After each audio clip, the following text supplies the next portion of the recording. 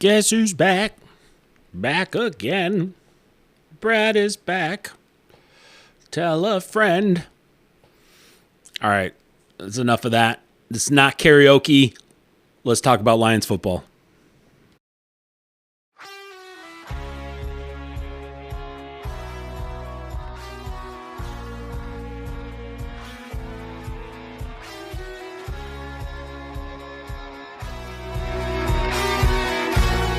Elbow, forearm, he's going to be down. The result of the play is a touchdown. And the flag that was thrown on this was picked up.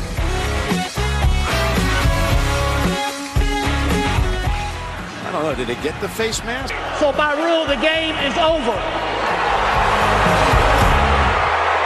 The Lions Hangover. What is happening, everybody? I am back to talk about Lions football.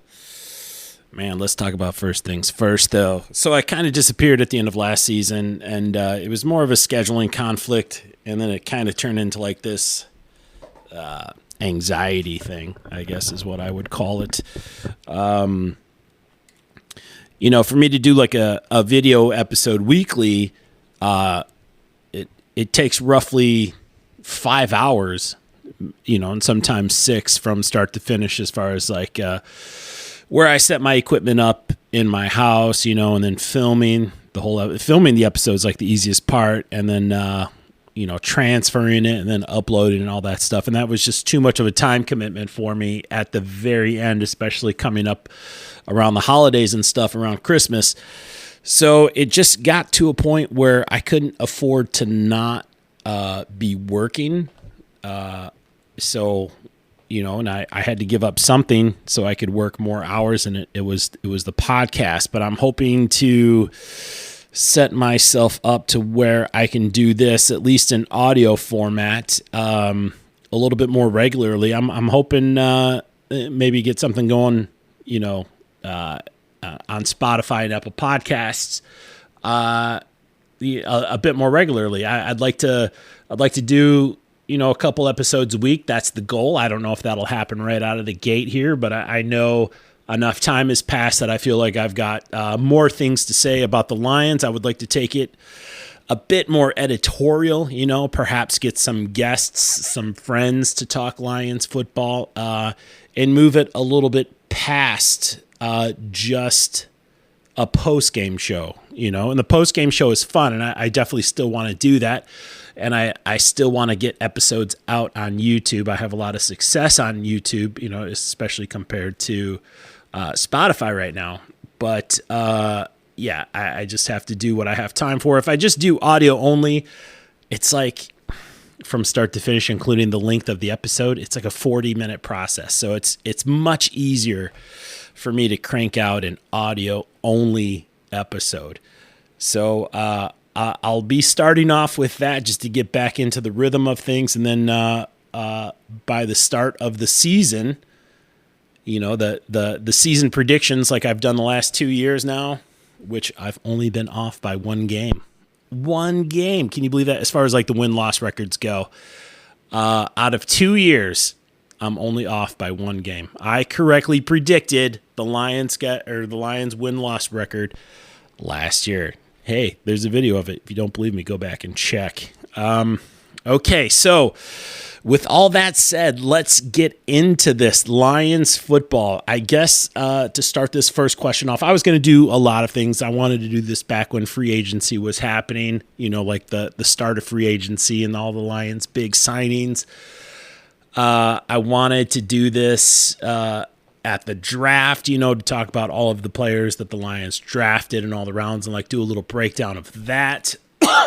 But basically, I still couldn't find time to do it. And then, as time went on, like just anxiety of the thought process of it, I was like, man, I just don't want to do it. I'm not ready yet, but I'm ready now and I'm back and I'm hoping to make this a regular thing. So I hope you guys, first off, thank you for listening. And I hope you guys can tell your friends, and I'll definitely be pushing this a little bit harder. And if you like the episode, if you like the show, but I would love it if you guys rated. I would love it if you subscribed and followed along. I'm pretty active on X, formerly Twitter, especially during the season. Not so much right now, but especially during the season. But I'm hoping to get back into the swing of everything, and then of course Instagram as well. There's a Facebook page out there, but it's not so much Facebook. It's pretty much X and a little bit of Instagram. So the question I am posing now to you guys, to the listeners, is: do you think, with the offseason and the OTAs happening now, do you think the Lions have done enough to get themselves over the hump, to get themselves past the NFC Championship game, to get themselves not only to the Super Bowl, but to win one for the first time in the franchise history, in the city's history, not just NFL championships, but an actual Super Bowl? Something, the championship level's something that the Lions haven't seen since 1957. They've got one of the longest droughts in sports. It's pretty sad. I know we've been pretty hungry for some success here in Detroit, and hopefully the Lions have done this. So let's start with some of the biggest things that they've done in the offseason, and it's not so much players. First thing, they acquired Terrell Williams from the Tennessee Titans. He is being called the run game coordinator. He is the defensive line coach. He is regarded as one of the best coaches. Again, he came from Tennessee. They also let go of Dre Bly, who I like Dre Bly as a player, but as a coach, the Lions passing game was, the little brown turd at the bottom of the toilet. It's the worst part of the offense and the defense of the entire team. It just, Dre Bly needed to go. He did go. Like I said, love him as a player. As a coach, I'm not sure if he's NFL material yet. So they also have Deshae Townsend. He's being called the passing game coordinator / defensive backs coach. And I want to say I saw there's a Tanner Engstrand as well, and he's been brought on as the passing game coordinator. And we cannot forget that we retained Ben Johnson and also Mr. Aaron Glenn. Yeah, so these guys are back. Both coordinators are back, and I know a lot of you have a love-hate relationship with Aaron Glenn. I think Aaron Glenn is a good coach. However, he is partly responsible for that passing defense. So hopefully, with the changes they've made on the coaching staff on that defensive backfield, they can solidify themselves. And what else did they do in this offseason other than just get new defensive back coaches and new defensive line coaches? What else did they do? I'll tell you. They signed some free agents. They signed edge Marcus Davenport. He's going to sign, or he signed a 1 year, $6.5 million a year. I wish I could talk. It's like I'm out of practice or something. Marcus Davenport, edge. He's signed a 1 year, $6.5 million deal. They got defensive tackle. He's kind of the big one of the offseason. Defensive tackle DJ Reader. He's going to sign a 2 year, $27.25 million deal. They have. They also signed Amik Robertson, cornerback. He's going to sign a $2 year, $9.2 million deal. And they also acquired Carlton Davis from the Bucks, cornerback as well. They did release Tracy Walker, and of course they released Cam Sutton for different reasons. I don't want to get into too much of that. They did re-sign DPJ, Donovan Peoples-Jones. They matched the offer for Brock Wright. Jane Silstra's coming back. Of course, Graham Glasgow, he kicked things off for us, signing that 3-year deal. It's good. I like Glasgow, man. Having him here for 3 years, that's a huge, huge thing. Now, the thing, this one is up in the air for me, and I'm not sure how I feel about it. In theory, I love it. But Emmanuel Mosley's coming back for 1 year. But the thing is, he didn't come back until like almost halfway through the season last year from the same injury that he had. Is he going to be ready at the start of this season? I'm assuming he is, but we're going to have to wait and see. Hopefully there's not going to be any setbacks this year. Of course, we lost Josh Reynolds and Jonah Jackson. I got to say, I'm not upset over either of those, specifically Jonah Jackson. I've never been a huge Jonah Jackson fan. He was the worst of a best situation. If you were to tell me there was one weak link on that offensive line, I would have pointed to Jonah Jackson. That's not to say that he's bad. He just was the worst on that offensive line. And, of course, taking his spot is Mr. Kevin Zeitler. He came over from Baltimore. He signed for 1 year. He's a bit older, but, man, he's good. I kind of hope he sticks around for a little bit. So, you're hearing this. Those are the free agents that they signed, haven't even gotten to the draft yet. How are you feeling about this? What do you think? And this all happened obviously before the draft. So when they bring these guys in and the dust kind of settles and the cards fell where they were you thinking, okay, we have enough? Because I got to say, just signing, I lost his name here. Don't worry, I'll find it. Just signing Amik Robertson and then going out and trading for Carlton Davis. I was like, okay, these are two new cornerbacks. I love Emmanuel Mosley. I'm just worried that he's not going to be ready. I have no concerns for being injury prone or anything like that. But because last year you signed Cam Sutton, you signed C.J. Gardner-Johnson, you signed Mosley, you signed these three guys to basically overhaul a weak defensive backfield, and then we know how that season played out. So you have to overhaul your defensive backfield again, so that's what they do. They get Amik Robertson, Carlton Davis, they bring back C.J. Moore, who's coming off of his suspension. And then a lot of you guys were complaining that, they still need help on the defensive line. So they get DJ Reader. They get Marcus Davenport, Oh, man, I'm losing my thought here. So they overhauled, again, the secondary. And, those guys talk a big game. So what if that stuff happens again? Well, guess what? Here we go. Here comes the draft. After that free agency period, the Lions signing or acquiring two new defensive backs and re-signing Mosley, they go out and draft two defensive backs back-to-back. Mr. Terrion Arnold with their first pick. They even traded up with Dallas to get him. Terrion Arnold, who was like a top 20 player on a lot of people's draft board. And then you get Ennis Rakestraw in the second round.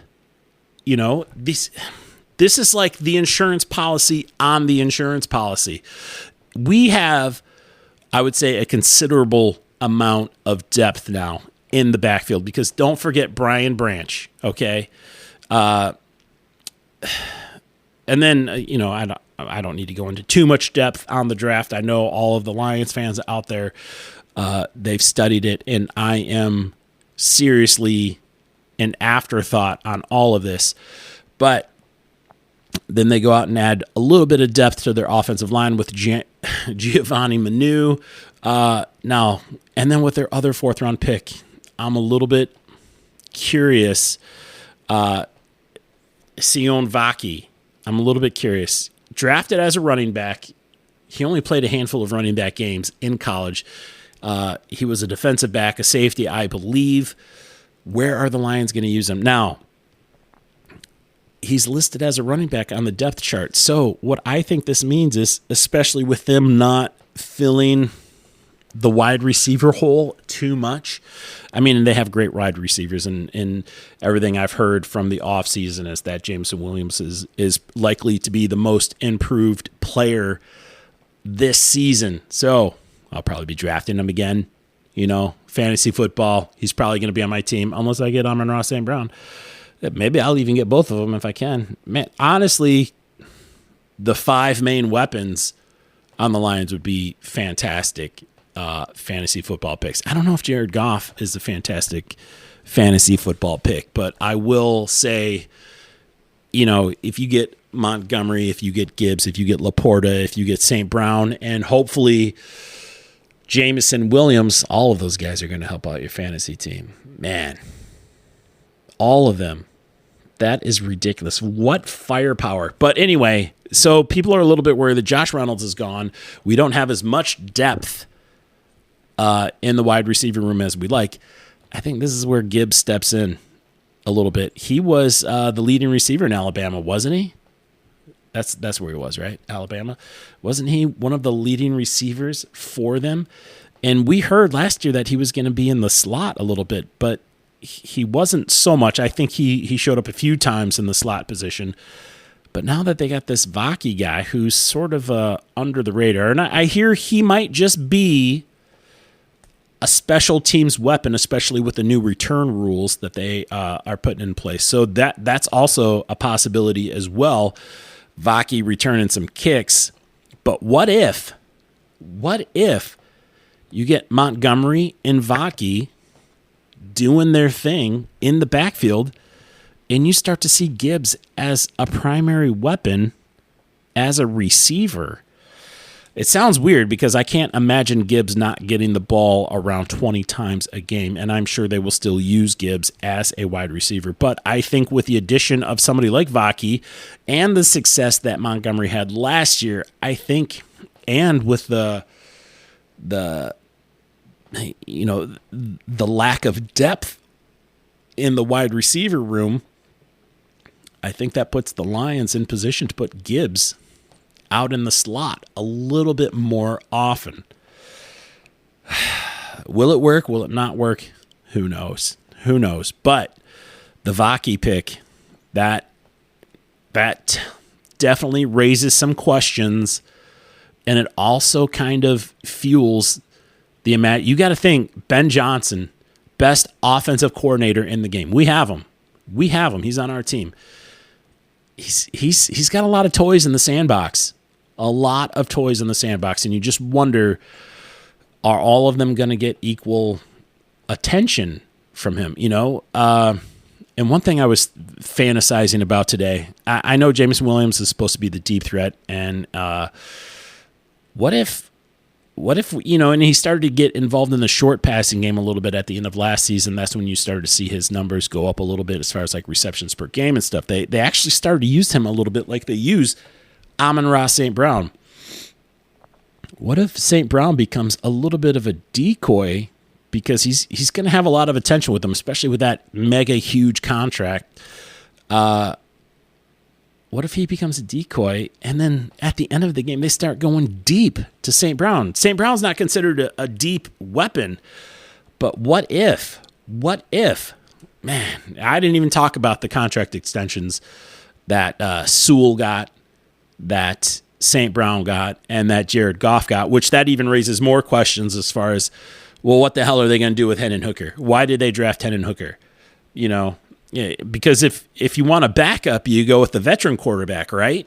And in no way do I think Hendon Hooker should play over Goff, but you have to wonder what is the 5-year plan here, Because Hendon Hooker, he wasn't a young player coming out of college. He was one of the more mature, let's say politely, more mature players coming out of college. And there's only a couple year age difference between Goff and Hendon Hooker. I wonder if at some point Hendon Hooker becomes trade bait for the next starter after Goff. Maybe, when Goff first got here, we called him a bridge quarterback. I mean, because that was the assumption, because nobody was blown away by Goff, and half of the town still isn't. I know sometimes I'm not blown away by Goff. So we called him a bridge quarterback. But what if all along Hendon Hooker was the bridge quarterback? Kind of makes you think, huh? San Francisco did it. They had 3 starting caliber or at least they thought, 3 starting caliber quarterbacks on their roster at one time: Trey Lance, Garoppolo, and Brock Purdy. And oddly enough, Mr. Irrelevant has outlasted them all. So, and Garoppolo hasn't had success since playing for the 49ers, so he definitely was a system quarterback. So Brock Purdy, I think, kind of gets tagged as a system quarterback too, but I don't have a problem with that because I think Jared Goff is a system quarterback too, and if Ben Johnson ever leaves, we're going to hope Hendon Hooker can play. Like, how much of Jared Goff's success is due to Ben Johnson? And honestly, how much of Dan Campbell's success is due to Ben Johnson? And how much success is directly related to Dan Campbell? There's a lot of ifs out there, a lot of worries, second-tier worries. And thankfully, we don't have to worry about none of that this year. So, I'm asking you, do you think the Lions have done enough this off-season, now that OTAs are underway?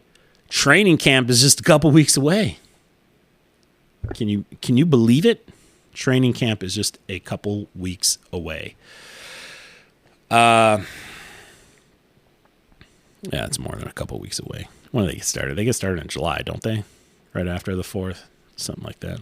I don't have the dates in front of me. I'm just going off of memory. Seems like it's always in July, early August. They get started at the end of August with those preseason games that nobody cares about. Man, that is one thing I hope they do make changes to.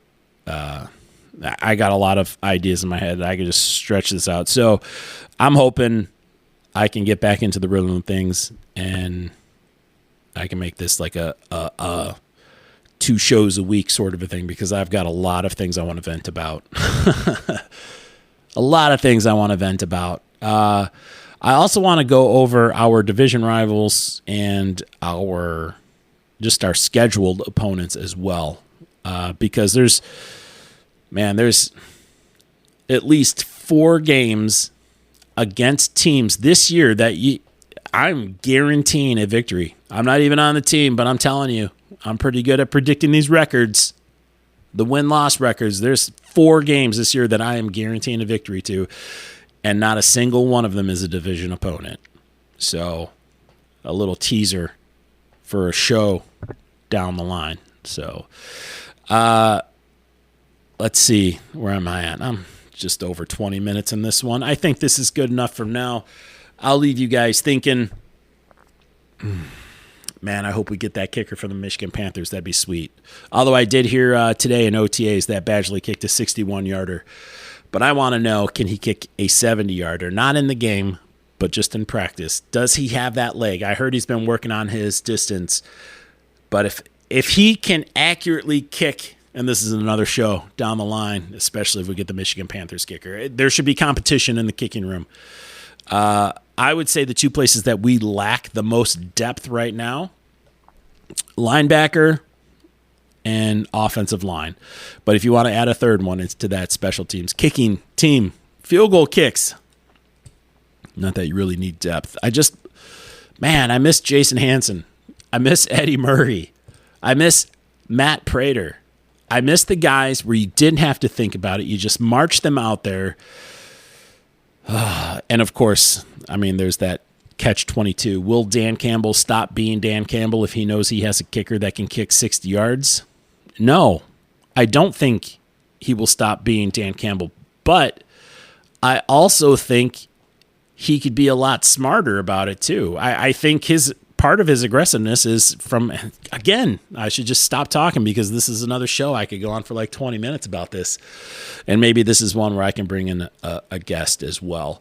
But I think if we have a kicker that can consistently boot a 60-yarder, let's say anything 50 plus, because that is where our weakness has been. A kicker kicking 50 plus yards. He can't do it accurately. He can't do it consistently. He can't even do it 51 yards, that sort of thing. If we had a kicker that could do that, I don't think Dan Campbell would stop being aggressive, but there's times I think he'd be like, wait a minute, we have a freaking kicker and we're desperate for points. We are desperate to stay in this game. if you want to go back to that 49ers game last year, I have no problem that he went for it, but at least one of those times, I think he should have tried to kick a field goal when he was going for it on fourth down.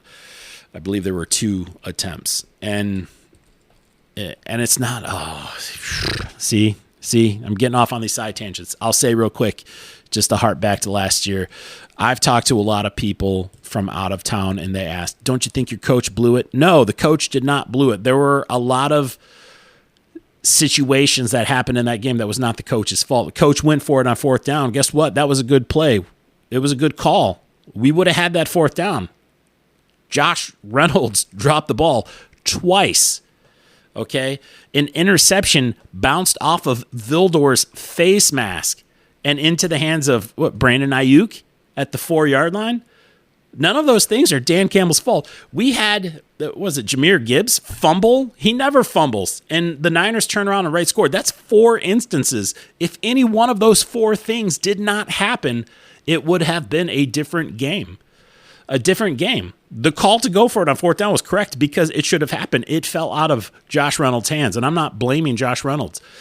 Just like I'm not blaming Vildor and I'm not blaming Gibbs. Those things happen. It is a series of unfortunate events. And the Lions, let's say they choked. They had that game wrapped up. They choked. I do not blame the coach. It is not Dan Campbell's fault. Even though I would have liked to have seen him go for a kick on one of those fourth downs that he did go for. Probably the first one, and if you don't make it, then it's like, okay, we have to throw it on this fourth down. But with that said, hey, I'm glad to be back. I hope you guys are excited to hear me, and I hope I didn't ramble too much or go off on a whole lot of side tangents and just overall did not make sense.